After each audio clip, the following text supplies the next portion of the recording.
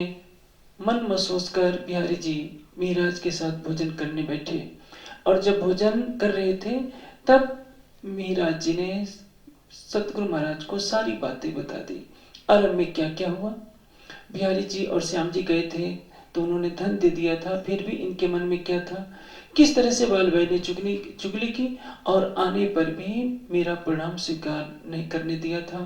और सतगुरु महाराज जब बिहारी जी जाते थे मेरे से यही कहते थे कि कोई तुम्हारी शक्ल नहीं देखना चाहता महाराज, तुम भूल कर भी नहीं जाना, सतगुरु महाराज तुमसे मिलना नहीं चाहते। सारी बात सुनकर सतगुरु महाराज कहते हैं कि जो हो गया उसको भुला दो। अंत में वही घड़ी आ जाती है जब विक्रम 1712 का समय है, चतुर्दशी बुधवार का समय है, मध्य रात्रि को सतगुरु महाराज अपने पंच भौतिक तन से अंतर्ध्यान हो जाते हैं। साथ को इन समय, और उस समय सुंदर साथ को क्या चाहिए था, मार्गदर्शन चाहिए था। श्री देवचंद जी का तन छोड़कर युगल स्वरूप महाराज के धाम हृदय में विराजमान हो गए हैं, लेकिन महाराज जी को खुद पता नहीं। यहां से वाणी का अवतरण शुरू हो जाता है, लेकिन प्रत्यक्ष रूप में नहीं। प्रत्यक्ष होगा हफ्से के अंदर, संवत 1715 के अंदर। 1712 से 15 के बीच में जो भी वाणी उतरती है वो महाराज के नाम से उतरती है। 1715 में हफ्से में जो पहले वाणी उतरेगी वो है रास प्रकाश खटुती और कलश गुजराती की 2 चौपाइयां। कीर्तन के जो प्रकरण जिसमें महाराज की छाप है पुराने कीर्तन के नाम से, वो तभी से उतरना शुरू हो गए थे। महाराज जी को खुद भी विश्वास नहीं था कि मेरे अंदर युगल स्वरूप बैठ गए हैं, क्योंकि ये लीला अद्भुत होती है जब तक राज्य न बताएं या कोई ऐसी लीला न करें जिसके अंदर बैठे होते हैं उनको भी पता नहीं चलता। इसलिए सतगुरु महाराज से भी ये चूक हो जाया करती थी। एक बार सतगुरु देवचंद जी चिंतित होने लगे कि मेरे बिहारी जी का और जमुना जी का कौन देखभाल करेगा। राज जी ने गांधी भाई के माध्यम से संदेश भिजवाया कि सतगुरु महाराज को कहो कि जो उनको मैंने आदेश दिया है केवल वही काम करें, किसको क्या करना है ये उनका काम नहीं है, ये मेरा काम है। करने का तात्पर्य क्या है, महाराज के अंदर बैठे हुए हैं, महाराज को खुद पता नहीं। अब हफ्से के अंदर राजी प्रत्यक्ष होकर कहेंगे कि महाराज मैं तुम्हारी अंदर ही बैठा था, तुम्हें तो कुछ मालूम ही नहीं था। सतगुरु धनसिदेव चंद जी के अंतर्ध्यान होने के बाद एक अंधकार सा छा गया। प्रकाश गुजराती में इसी को दर्शाया है, जन्म अंध अमे जेहता तेता तमी दिखता करया, वासो बछूटो हाथी जमपुरी जाता बलि कर गया। जन्म अंध, जन्म से अंधे होना, यानी हे धामधनी जब से हम माया की दुनिया में आए थे तब से हम अंधे थे। अंधा किसको कहते हैं, जिसको कुछ भी पहचान न हो, हम कौन हैं, आए कहां से हैं, शरीर और संसार को छोड़ने के पश्चात हमें जाना कहां है। तेता तमें देखता क्रिया, आपने तारतम्य ज्ञान के द्वारा हमें वो अंतः चक्षु प्रदान किए जिसके द्वारा हमें सारे सत्य का बोध हो गया। हम कौन हैं, आए कहां से हैं, शरीर छोड़ने के बाद हमें जाना कहां है, हमारी आत्मा का मूल घर कहां है। वासो बछूटो हाथ थी, लेकिन हम आपकी पीठ नहीं पकड़ सके। पीठ पकड़ने का मतलब आपके दर्शाए हुए रास्ते का अनुसरण न कर सके। पासो बछूटो हाथी जमपुरी जाता वली कर गया, और हम कर्मों के बंधन में फंस गए थे। जमपुरी का मार्ग पकड़ लिया था हमने। जमपुरी का मार्ग क्या है, अंधकार का मार्ग। सबने क्या समझा कि बिहारी जी महाराज जो गादी पर बैठे हैं वो अक्षरातीत हैं, ज्ञान ध्यान किसी के पास रहा नहीं, परम धाम का मूल संबंध सबने बुला दिया, और यही मार्ग है जो हमें अंधकार की तरफ ले जाता है। काफी समय तक सुनसान पना बना रहा। सतगुरु धनसिदेव चंद जी का दाह संस्कार हुआ और उसके पश्चात सब लोग घरों बैठ गए, क्योंकि सबने क्या मान लिया कि सतगुरु महाराज चले गए तो राज्य भी चले गए। सतगुरु कौन, सतगुरु मेरा श्याम जी अक्षरातीत में सतगुरु धनसिदेव चंद जी के अंदर विराजमान होकर के लीला कर रहे हैं। देवचंद जी के तन को शोभा दी गई थी और उस तन को छोड़ने के पश्चात महाराज के धाम हृदय में विराजमान हो गए। लेकिन सुंदर साथ को इस बात का पता नहीं है, न स्वयं महाराज को पता है। सब घरों में बैठ गए, जहां चर्चा वाणी नहीं हो वहां क्या होगा? अंधकार। मंदिर और आश्रम इसलिए बनाए जाते हैं कि वहां से ज्ञान चर्चा फैलती रहे। लेकिन यदि ज्ञान का प्रकाश न हो, भक्ति की रसधारा नहीं बहे, तो केवल टन टन पू पू होता रहे, उसको मंदिर नहीं कहा जा सकता। वो तो सारी दुनिया में हो रहा है। मंदिर क्या? जिसमें निवास हो। हमारा हृदय ही वह मंदिर है जिसमें अक्षरातीत का निवास होता है। हमने एक भवन बना दिया, उसमें वाणी को पधरा दिया। जब सिंहासन पर वाणी पधराई गई है तो उस वाणी का ज्ञान फैलना चाहिए, और उस वाणी में जो प्रेम लक्षणा भक्ति दर्शाई गई है, वो प्रेम लक्षणा भक्ति हमारे हृदय मंदिर में आना चाहिए। यदि वो हमारे जीवन में चरितार्थ नहीं है, तो वो उस आश्रम का, उस मंदिर का केवल नाम भर है, उद्देश्य विहीन है वो। अंत में बालबाई के मन में एक बात सोचती है कि जब से चर्चा बंद हुई है, हमारा पंथ अदृश्य होता जा रहा है, डूबता जा रहा है। सुंदर साथ घरों में बैठ गए, माया में फंसते जा रहे हैं। किसी न किसी को गादी पर बैठाना तो चाहिए। श्री महाराज के पास आती है बालबाई जी, कहती है कि महाराज आप बताओ क्या करना चाहिए। महाराज कहते हैं कि बालबाई जी जो कहिए हम तो तैयार हैं। हम तो चाहते हैं कि ज्ञान चर्चा हो, सबके अंदर जागृति है। बालबाई जी कहने लगी कि नस्ल का संबंध देखा जाए वंश की दृष्टि से तो बिहारी जी प्रमुख व्यक्ति होते हैं, क्योंकि बिहारी जी का अधिकार बनता है कि उनको गादी पर बैठाया जाए। आखिर महाराज जी क्यों विरोध करें? क्योंकि अक्षरातीत जिस तन में बैठेंगे वो कभी गादी का इच्छुक नहीं होगा। गादी क्या है? अंधकार का जनक है।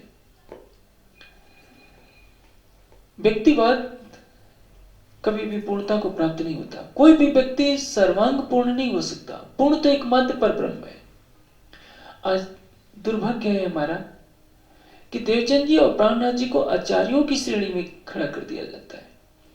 वाणी में बीतक में कहीं नहीं लिखा है कि देवचंद जी आचार्य हैं, लेकिन अब लिखा जाता है निजानंदाचार्य, निजानंद संप्रदाय के आचार्य, यानी रामानुज, निम्बार्क, माधवाचार्य, शंकराचार्य के स्तर पर सतगुरु धनुष देवचंद जी को कह दिया जाता है। सूरत में सुंदर साथ ने प्राणनाथ जी की आरती उतारी, उनको अक्षरातीत के रूप में माना। अक्षरातीत के रूप में मानकर आरती उतारी थी बाईचुराज जी को साथ बैठा कर। किसी ने उनको आचार्य नहीं माना, लेकिन आज प्राणनाथ जी को भी आचार्य मान लिया जाता है, और उनकी गादी पर बैठने वाला यही सोचता है कि मैं सतगुरु धनुष देवचंद जी और श्री प्राणनाथ जी के बराबर हूं। यही भ्रांति है। कोई दूजा मर्द न काम ही एक मेहदी पाक पूरन, खेलसी रास मिल जागनी 36,000 संयम। जिस अक्षरातीत ने ब्रजरास में 36,000 आत्माओं के साथ रासलीला की, वही इस जागने के ब्रह्मांड में भी 36,000 के साथ जागनी लीला कर रहा है। अब महाराज कहते हैं कि बालबाई जी मैं तो खुशी खुशी तैयार हूं, और इस कार्य में मैं हमेशा आपके साथ हूं। सब सुंदर साथ को कहा। सुंदर साथ ने मना कर दिया कि हम बिहारी जी महाराज को कभी भी अपना सर्वस्व स्वीकार करने के लिए तैयार नहीं है, क्योंकि सतगुरु महाराज ने हमसे कहा है कि मैं महाराज के अंदर बैठ करके लीला करूंगा। बिहारी जी के लिए कभी उन्होंने कुछ नहीं कहा, और पतिव्रता का एक ही पति होता है। हमने सतगुरु धनुष देवचंद जी को सब कुछ माना है, उनके वचनों का हम विरोध नहीं कर सकते, इसलिए बिहारी जी को हम कभी भी स्वीकार नहीं करेंगे। लेकिन महाराज जी ने कहा कि देखो भाई, तुम्हें मेरी खुशी के लिए बिहारी जी को गादी पर बैठाना ही होगा, क्योंकि ये मेरी इच्छा है। यदि मेरे प्रति तुम्हारे मन में भाव है तो मेरे आदेश का पालन करना पड़ेगा। मैं बिहारी जी को गादी पर बैठाऊंगा और तुम सभी सुंदर साथ मिलकर इसमें सहयोग दोगे। अब कोई क्या करता? जब श्री महाराज जी ने ही ये बात कह दी, तो अंत में एक निश्चित समय पर, क्वार का महीना है, उस अश्विन महीने में बिहारी जी को सिंहासन पर विराजमान किया जाता है। गादी पर तरह तरह के उत्सव होते हैं, भजन कीर्तन होता है, और उस दिन से बिहारी जी महाराज को सतगुरु धनुष देवचंद जी का स्वरूप मान लिया गया, अंध परंपरा के रूप में। यही समाज की भूल है। राजा के सिंहासन पर कोई व्यक्ति बैठता है तो उसको राज सिंहासन की गरिमा रखते हुए सम्मान दिया जाता है, लेकिन अध्यात्म में इन चीजों का कोई महत्व नहीं होता। जब श्री देवचंद जी का तन था तब एक बार बिहारी जी भी बहस कर बैठे थे कि पिताश्री मैं आपका पुत्र हूं, आप मुझे प्यार नहीं करते, जब देखो तब मीराज की बात करते हैं, मीराज को कहते हैं कि तुम्हें जागने का भार सौंपता हूं, आप मेरे ऊपर उत्तरदायित्व क्यों नहीं देते। सतगुरु महाराज ने कहा कि बिहारी जी, सांसारिक रिश्तों का अध्यात्म में कोई भी महत्व नहीं है। मीराज में योग्यता है, मीराज में जो श्रद्धा है, समर्पण है, ज्ञान है, वो तुम्हारे अंदर नहीं है। इसलिए राज्य का आदेश है कि तुमको मैं आध्यात्मिक अधिकार नहीं दे सकता। आध्यात्मिक अधिकार की विरासत तो केवल मीराज को ही मिलेगी। अब बिहारी जी को ये बात अच्छी तरह से मालूम है थी कि पिताश्री किसी भी कीमत पर मुझे अधिकार नहीं देंगे। बालबाई जी के सहयोग के कारण बिहारी जी महाराज गादी पर बैठे, लेकिन अंदर तो तारतम्य ज्ञान का प्रकाश नहीं, क्या करते। बिहारी जी चर्चा करे बाहर, परमधाम की कोई जानकारी नहीं, योग माया क्या है कोई मतलब नहीं, क्षर अक्षर अक्षरातीत क्या है कोई मतलब नहीं, है परमधाम की आत्मा।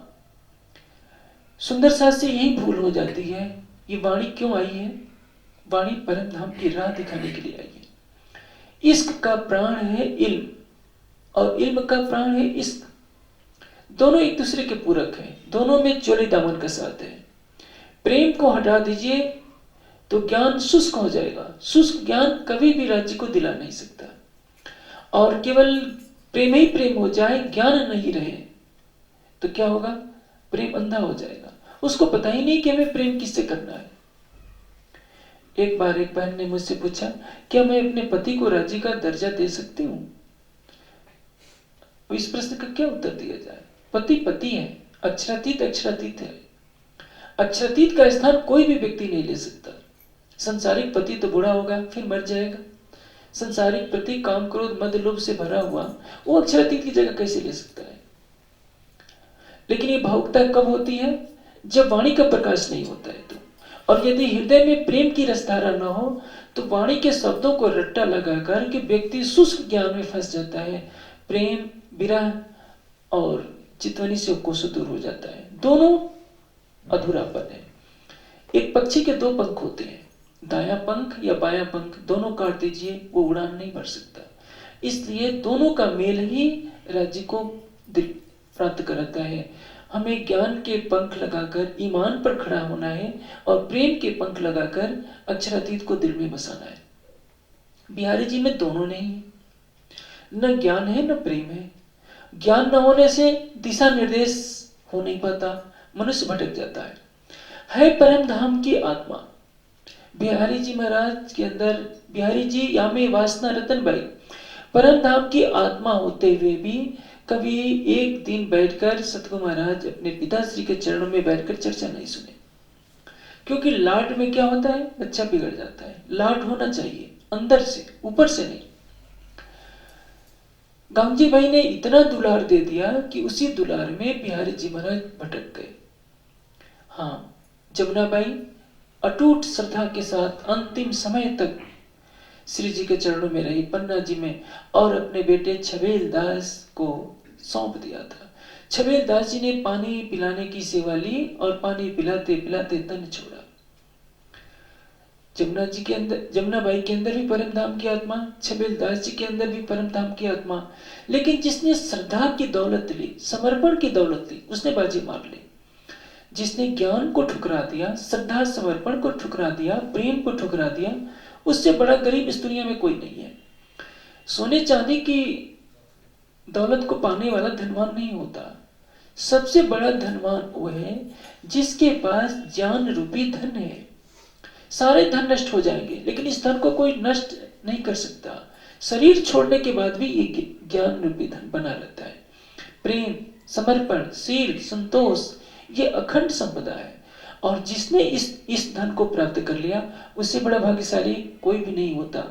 क्योंकि अनंत ब्रह्मांडों का सृजन करने वाला वो सच्चिदानंद परब्रह्म उसके धाम हृदय में विराजमान हो जाता है। फिर उससे बड़ा भाग्यशाली और कौन होगा? अब बिहारी जी महाराज कुछ नहीं जानते न चितवनी के बारे में, परमधाम के बारे में, इस क्रवत के बारे में, क्या करें, गादी पर बैठे हैं, कुछ तो सुनाना ही पड़ेगा। लतीफे सुना देते हैं, किस्से कहानियां सुना देते हैं। अब सुंदर साथ मजबूर हैं, क्योंकि सबके नेतृत्व करने वाले कौन हैं? श्री महाराज, और वही दंडवत प्रणाम करते हैं। दो मजबूरियां हैं, एक तो गुरुपुत्र हैं और उन्होंने खुद गादी पर बैठाया है। यदि नहीं बैठाते हैं, ये कलंक लग सकता था कि देखो महाराज खुद गादी पर बैठना चाहते थे। ये भी कलंक लग सकता था कि गुरुपुत्र का सम्मान नहीं करते। इसलिए गुरुपुत्र की लाज रखने के लिए, क्योंकि शास्त्रों में कहा गया है कि गुरुपुत्र को पूरा सम्मान देना चाहिए, श्री महाराज जी सबसे आगे होकर के दंडवत प्रणाम करते हैं। और उस परंपरा को आज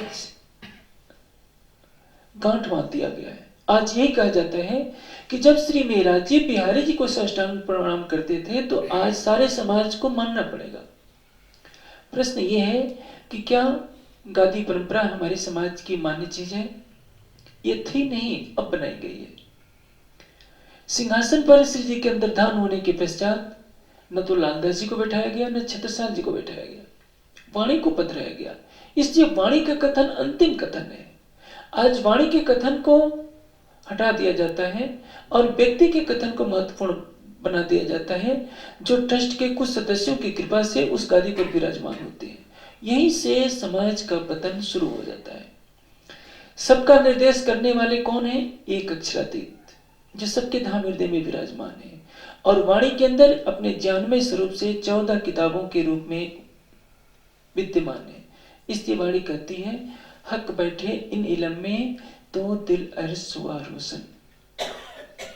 वाणी में ज्ञानमय स्वरूप से कौन विराजमान है? आरती अंग चतुर्दश केरी, पांचों स्वरूप में एक वेरी। सुंदर साथ को संतोष तो नहीं होता, लेकिन अब क्या करें। बिहारी जी की चर्चा सुनने के पश्चात सुंदर साथ को एकांत में श्री महाराज ले जाते हैं और चर्चा की अर्चा करते हैं। बिहारी जी महाराज के किस्से कहानियों से सबका तो सिर फटा होता है। अब श्री महाराज सुंदर साथ को परम धाम के इस पर्वत से लेकर ब्रजराज जागने और परम धाम की सारी शोभा का वर्णन करते हैं। तेहज वाणी ने तेहज चर्चा प्रेम तड़ी रसाल। सुंदर साथ को विदित होने लगता है कि ये तो साक्षात सतगुरु महाराज बोल रहे हैं, धन महाराज का है।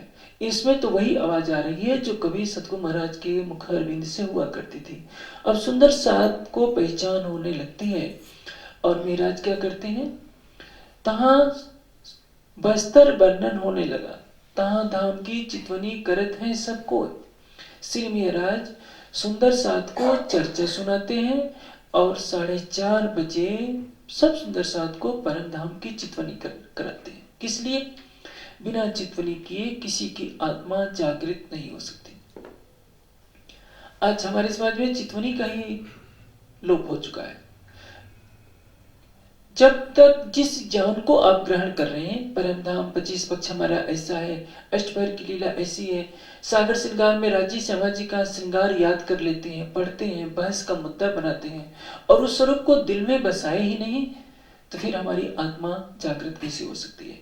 इसलिए श्री महाराज ने चर्चा के साथ साथ चितवनी भी उसी समय शुरू करा दी। अभी समय 1715 का समय नहीं आया है, वाणी पूरी तरह से उतरी भी नहीं है, लेकिन अंदर बैठे हुए राजी ने ये कार्य 1712 से ही प्रारंभ करा दिया। वो चौपाई सुनिए।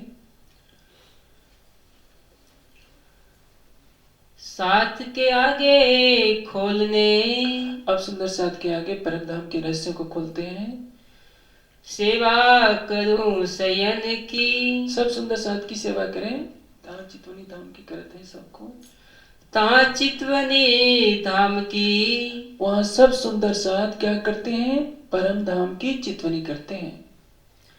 करत है सब कोई, सब सुंदर साथ परम धाम की चितवनी करते हैं। किस लिए? कि बिना चितवनी के जागृति का प्रश्न नहीं।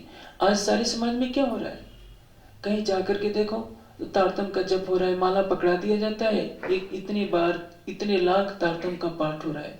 क्या महाराज जी ने सुंदर साथ को माला पकड़ाई कि तारतम का पाठ करो या परिक्रमा करो या कर्मकांडों के जाल में फंसाया?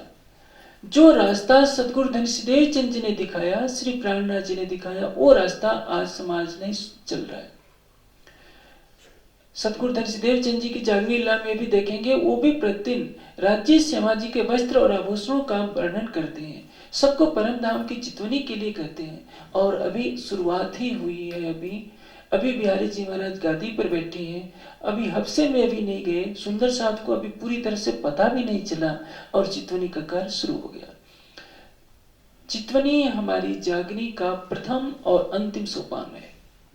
जैसे किसी वृत्त की परिधि पर से आप चलना शुरू कर देते हैं तो पूरे वृत्त को घूम करके आप वहीं आएंगे, वैसे ही जब आप राज्य श्यामा जी की शोभा को दिल में बसाएंगे तो संपूर्ण परम धाम के 25 पक्षों में आप घूम आएंगे। और मारिफत के लिए राज्य श्यामा जी के स्वरूप में ही आपको एकाकार होना पड़ता है।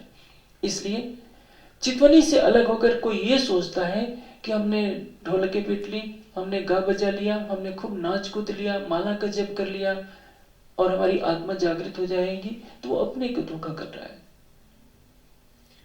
आहद इस्लाम करके अब श्री महाराज के मन में यह है कि अब सुंदर साथ को परम धाम का आनंद देना है।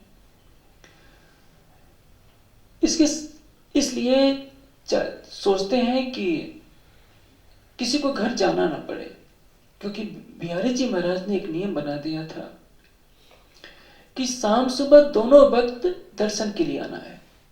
सवेरे भी दर्शन के लिए आओ और शाम के लिए भी आओ। गृहस्थी में तो कितने काम करने पड़ते हैं, घर का खर्च चलाना होता है। यदि कोई सुंदर साथ जो जामनगर से कई किलोमीटर दूर रहता हो, बेचारा सवेरे भी कैसे आएगा, शाम को कैसे आएगा, नजदीक का तो आ सकता है। इसलिए महाराज जी ने सोचा कि मैं धन भी कमाऊं और सुंदर साथ सबको इकट्ठा कर लूं और दिन रात वाणी चर्चा सुनाऊं, दिन रात उनको ध्यान में लगाऊं ताकि उनकी आत्मा जागृत हो जाए। इस घटना से पहले एक विशेष घटना हुई होती है और ये बात सोचकर श्री महाराज जी ने बिहारी जी महाराज को कहा था कि सदगुरु महाराज अब क्या कहें, जो गादी पर बैठे हैं तुमको सतुर कहना पड़ेगा या धामधनी कहना पड़ेगा। कहते हैं कि मैं चाहता हूं कि मैं दीवानगिरी ले लूं जान स्टेट की, जो धन होगा उससे मैं सेवा करूंगा। बिहारी जी महाराज खुश होकर स्वीकृति दे देते हैं। श्री महाराज प्रातः काल उठते हैं 4 बजे, आगे आकर नित्य क्रिया से निवृत्त होकर बैठते हैं, बिहारी जी की चर्चा सुनते हैं, फिर सुंदर साथ को एकांत में ले जाकर चर्चा सुनाते हैं और इसके पश्चात राज दरबार जाते हैं, वहां पूरा कार्य करते हैं, दीवान पद पर है, मंत्री पद पर। शाम को 4:30 बजे लौटते हैं और सब सुंदर साथ को परम धाम की चर्चा सुनाते हैं।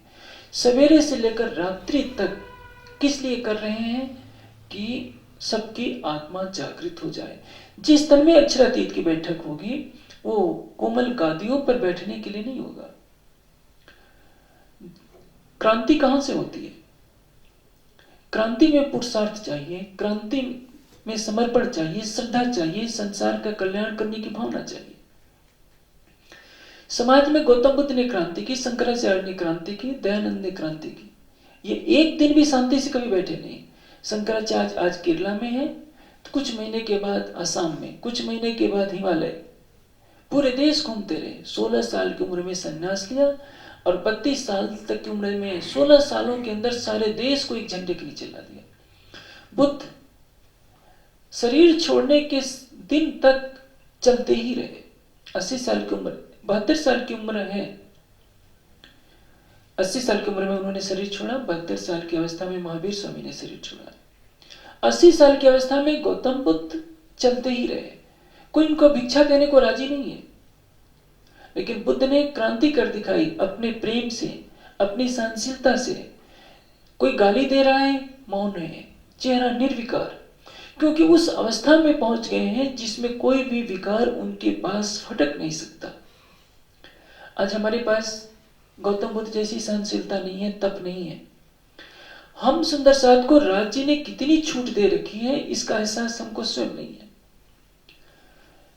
गौतम बुद्ध पूर्णतया निर्विकार हैं, फिर भी योग माया में पहुंच नहीं बना सके। धामधनी ने ब्रह्मसृष्टियों के लिए संसार के सारे नियमों को तोड़ दिया है। अब तो स्थिति यह है कि आपके अंदर विकार भी भरे हों, लेकिन कुछ समय के लिए प्रेम में डूब जाइए तो राज जी आपको प्रत्यक्ष दर्शन दे देंगे, परम धाम की झलक दिखा देंगे। पहले नहीं था। पहले तो ये था कि यदि आपके अंदर जरा भी विकार रहेगा तो निराकार की कैवल्य मुक्ति भी आपको प्राप्त नहीं होनी थी। योग माया अव्याकृत और सबलिक का अनुभव तो दूर की बात है। अब आपके अंदर विकार भी है, क्योंकि विकार किसको होगा? जीव को होगा, आत्मा को नहीं। जीव विरह में कुछ समय के लिए डूब जाए और कुछ समय के लिए भी विकारों को छोड़ देता है, भले ही जड़ अंदर बनी रहे तो भी राज्य उसको मिल जाएंगे। ये सुनहरा अवसर धामधनी ने हमें दिया है केवल मूल संबंध के कारण, और इस अवसर का भी जो लाभ उठाए उससे बड़ा बदनसीब और कौन हो सकता है। एक सुंदर साथ के साथ घटना घटित होती है। वो कई 2 कोस के लगभग, एक कोस में 4 किलोमीटर यानी 8 किलोमीटर आज की भाषा में जामनगर से दूर का रहने वाला था। वो बेचारा सवेरे दर्शन करने आए और शाम को भी दर्शन करने आए, घर के काम अधूरे रह जाए। उसने प्रार्थना की बिहारी जी महाराज से कि महाराज मैं केवल एक बार आना चाहता हूँ, क्योंकि दोनों बार आने से मेरे घर के काम अधूरे रह जाते हैं, घर का खर्च भी चलाना पड़ता है। बिहारी जी महाराज तो क्रोध के साक्षात स्वरूप थे। उन्होंने कह दिया कि एक बार आने की क्या जरूरत है, वो भी तुम्हें आने की जरूरत नहीं है, तुम्हें धर्म से बहिष्कृत किया जाता है। अब वो क्या करें? 9 दिनों तक बेचारा क्षमा मांगने के लिए बिहारी जी महाराज के निवास के बाहर पड़ा रहा। कितनी प्रार्थना किया, रो रो कर प्रार्थना किया, भोजन छोड़ दिया, लेकिन किसी को दया नहीं आई। अंत में हार करके वो चला गया, क्योंकि बिहारी जी ने कह दिया कि जो इसको भोजन देगा उसको भी धर्म से बाहर निकाल दिया जाएगा। अब फूलबाई के पास जाता है। फूलबाई ने देखा कि आखिर सुंदर साथ है, परम धाम की आत्मा है, 9 दिन तक भूखों रह गया है, यदि ये मर जाएगा तो क्या हमारा कर्तव्य यही होगा? उन्होंने भोजन करा दिया। और भोजन कराना क्या था? बिहारी जी महाराज के पास सूचना गई तो उन्होंने अपनी सत्ता को चुनौती देना समझा और कहा कि जब महाराज शाम को आए तो उनको मेरे पास आने से रोक देना। शाम को महाराज जी राज दरबार का कार्य करके आते हैं। सामने जो पहरेदार था उसने कहा कि महाराज श्री का आदेश है कि आप अंदर नहीं जा सकते। श्री महाराज ने कहा कि मेरे से क्या अपराध हुआ है? बिहारी जी महाराज ने बुलाकर कहा कि महाराज तुम्हारी धर्मपत्नी फूलबाई ने मेरी आज्ञा का उल्लंघन किया है। मैंने मना किया था कि उस व्यक्ति को भोजन नहीं देना है, उसको भोजन दिया गया, इसलिए या तो मुझे चुनो या अपनी पत्नी फूलबाई को चुनो। अब महाराज के सामने धर्म संकट था, क्योंकि न्याय यही कहता है कि बिना किसी अपराध के किसी को निष्कासित नहीं किया जा सकता था। अंत में महाराज ने निर्णय किया कि गुरुपुत्र और गादी की रक्षा के लिए चलिए, मैं आपकी बात मान लेता हूं, क्योंकि आप सब सुंदर साथ का नेतृत्व कर रहे हैं। बिहारी जी महाराज को खुश करने के लिए उन्होंने कह दिया कि अच्छा, मैंने फूलबाई का परित्याग कर दिया। फूलबाई को सब कुछ पता चल गया। उन्होंने पत्र भेजा श्री महाराज जी के पास कि आप मेरे स्नेह के कारण कहीं धर्म से च्युत न हो जाइएगा। मेरी यही प्रार्थना है कि जब मेरा शरीर छूट जाए तो अपने चरण कमल, मेरी राख पर अपने चरण कमल अवश्य रख दीजिएगा। और वही हुआ। कुछ माह तक फूलबाई ने भोजन बिल्कुल बंद कर दिया, क्योंकि पतिदेव है नहीं, संसारिक रूप से भी पति और आत्मा के भी पति, धाम के धनी उस तन में विराजमान हो चुके हैं। ये फूलबाई को एहसास हो गया था। इसलिए फूलबाई ने सोचा कि जैसे भी हो मैं अपने धामधनी से अगले जन्म में मिलन कर लूंगी, लेकिन इस तन को मुझे कलंकित नहीं होने देना है कि कल को कोई ये कहे कि अपनी पत्नी के मुंह में श्री महाराज ने धर्म की मर्यादा को तोड़ दी। और अंत में देह त्याग कर लेती है फूलबाई जी। जब फूलबाई का दाह संस्कार हुआ। श्री महाराज जाते हैं और उनकी राख पर अपने चरण कमल रख देते हैं। बिहारी जी महाराज को इस पर कोई भी असर नहीं पड़ता है। धर्म संवेदना सिखाता है। धर्म ये नहीं कहता कि आप इतने रूखे बन जाओ कि किसी के कष्टों के प्रति आपके हृदय में दया न हो। भगवान को 56 प्रकार के भोग लगाए जा रहे हैं मंदिरों में, और झोपड़ी में बैठा हुआ एक बालक रो रहा है जिसमें कई दिनों से भूखा है। कोई भूखा है, नंगा है, जो सबके हृदय में निवास कर रहा है नारायण, उसको तो कोई खिलाता नहीं।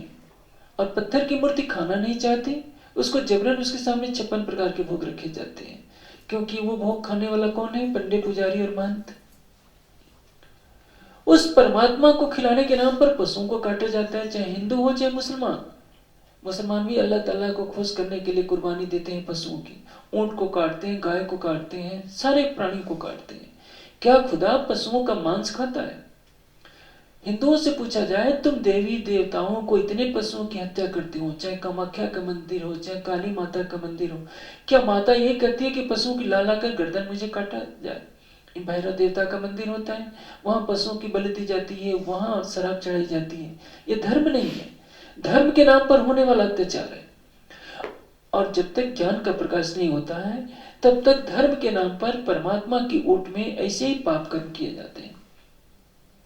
बिहारी जी महाराज गादी पर बैठ चुके हैं, लेकिन एक सनक है कि मैं गादी पर बैठा हूं तो मैं अक्षरातीत का स्वरूप हूं। जो मैंने कह दिया है वो अंतिम सत्य है। किसी के प्राण चले जाएं, उनके सिर पर जूं नहीं रेंगती है कि आखिर एक व्यक्ति इस दुनिया से चला जा रहा है, उसकी कोई भी अहमियत नहीं। कामाख्या देवी के मंदिर में न जाने कितने जानवरों की प्रतिदिन हत्या की जाती है, और क्या कहा जाता है कि हम कामाख्या माता को खुश कर रहे हैं। ये कैसी भक्ति, कैसा धर्म, कैसा अंधविश्वास! बुद्ध के जमाने में ही होता था। पशुओं की हत्या कर करके हवन किया जाता था। कहीं वेद में नहीं लिखा कि पशुओं की हत्या करके अग्निकुंड में डाला जाए, लेकिन ऐसे ही हुआ। वेद के नाम पर, परमात्मा के नाम पर भोली भाली जनता को गुमराह कर दिया गया, और आज भी हो रहा है। श्री सुखदेव जी को कभी गादी नहीं दी गई, लेकिन जब सुखदेव जी आते हैं तो बड़े बड़े ऋषि महर्षि खड़े हो जाते हैं। उस समय चारों ओर जब ज्ञान का प्रकाश था तो कहीं गादी की परंपरा नहीं थी। आज गादी की परंपरा इसलिए है क्योंकि समाज में शिक्षा नहीं है, और जब शिक्षा हो जाएगी तो गादी प्रथा अपने आप ध्वस्त हो जाएगी। अब बिहारी जी महाराज ये सोचते हैं कि किसी तरह से महाराज को विवाह के बंधन में बांध दिया जाए। वो दबाव भी देने लगते हैं। अंत में बिहारी जी महाराज की मनचाहत हो भी जाती है, लेकिन ये घटना बाद में होती है। एक विशेष बात होती है कि महाराज सब सुंदर साथ को एक जगह एकत्रित करके वाणी चर्चा सुनाते रहना चाहते हैं कि कोई भी अब घर ना जाए, यही सारे सुंदर साथ इकट्ठे हो जाएं, दिन रात चर्चा सुने, और जो उन्हें मासिक वेतन मिलता है उससे सारा राशन, वस्त्र वगैरह सब इकट्ठा करते जाते हैं। एक सुंदर साथ को कह देते हैं कि बिहारी जी महाराज को अच्छे अच्छे वस्त्र, आभूषण ला करके उनको पहनाना है। उनका जो हजूरी है नागजी भाई, जो उनका भांजा लगता है, नागजी भाई को कटार का बहुत शौक था, और ऐसी कटार जिसका मुठ सोने से जड़ा हुआ। अब महाराज के हजूरी को कटार की क्या जरूरत है, लेकिन शौक। योगी के साथ जो रहने वाला भी तो योगी ही होगा, ये सच है। महंत ही पाना